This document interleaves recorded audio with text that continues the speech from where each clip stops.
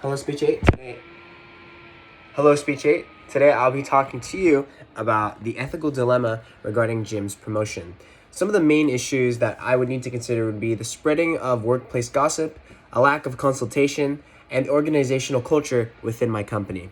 Firstly, the claims against Jim that he is a slacker and an impression manager apparently is a widespread sentiment among the company grapevine.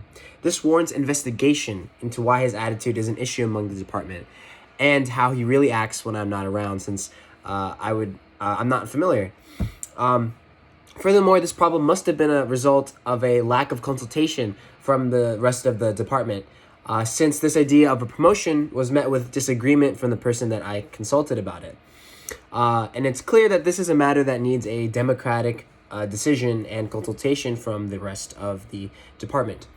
Maybe there's other workers, for example, who deserve a promotion for their hard work and they feel left out, or they feel that they've been passed up simply because I am playing favorites with Jim. Furthermore, our organizational culture is different to what Jim is allowed to do, which is causing dissent among the workers. For example, the fact that he occasionally gets to work from home and gets to pick his hours and projects is seen as frustrating, as no other employee gets this privilege. So his behavior runs counter as to what's seen as acceptable behavior within the company. So we obviously need to put them all on the same page, since this is just on the surface clear favoritism. So to move on to question 2, resulting regarding if I would promote Jim or not. No, I would not promote Jim. This is clearly something that requires democratic decision as well as investigation into his work quality. The overall department's impression of Jim is different from mine, and promoting him based on my individual impression without consulting his attitude among the team would ruin the team's cohesion and synergy. So this, I feel like promoting him would make a large rift within the team and create a standard that I really don't want to set within the department. Moving on to number 3, I would address their concerns regarding Jim once again by withholding my promotion and investigating his work when I'm not around to get further details. So perhaps I would get another trusted employee to inspect Jim, or to monitor Jim, or look at camera footage if there are cameras in my department. And if the behavior that I'm seeing matches up with what I'm hearing from the rest of the department, then I'm going to have a formal meeting with Jim about his performance. Since we've had history, since we've known each other, it won't be as formal, but it would still be formal since it's regarding his performance.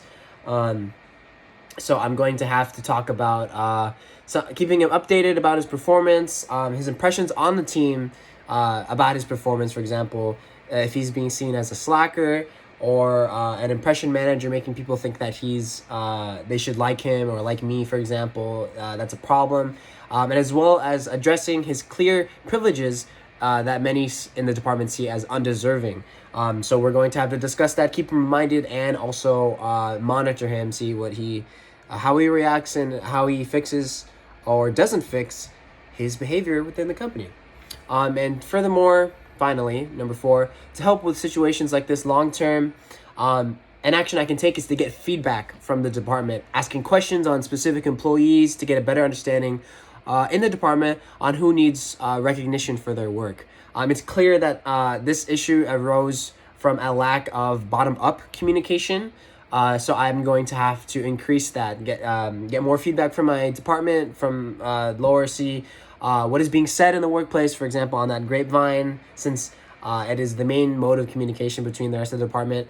And also what opinions that they have could conflict with what I want. Since this is a clear example of a conflict in that area, getting an impression of what is being said on that grapevine can really help shape what is important for my team, or how best I can streamline the team synergy and work and productivity, since it's clear that for Jim, he's having undeserved privileges and also a lot of dissent among the team, since he's not apparently pulling his weight.